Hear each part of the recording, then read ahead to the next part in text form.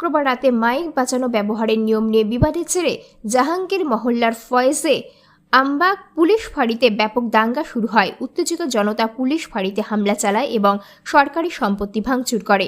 এই ঘটনায় বেশ কয়েকজন পুলিশ সদস্য আহত হন। পরিস্থিতি নিয়ন্ত্রণে আনতে পুলিশকে লাঠিচার্জ ও কাঁদানে গ্যাস ব্যবহার করতে হয়।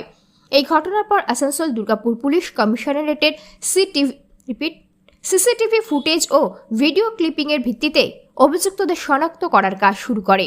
ধারাবাহিক অভিযানে বেশ কয়েকজনকে আটক করা হয়েছে, যাদের মধ্যে কয়েকজনকে গ্রেপ্তার করা হয়েছে। পুলিশ কর্মকর্তারা জানিয়েছেন তদন্ত চলছে এবং এই সহিংসতার সঙ্গে জড়িত অন্যদের শনাক্ত করা হচ্ছে। প্রশাসন স্পষ্ট জানিয়ে দিয়েছে যে যারা আইন নিজের হাতে তুলে নেবে তাদের বিরুদ্ধে কঠোর ব্যবস্থা নেওয়া হবে।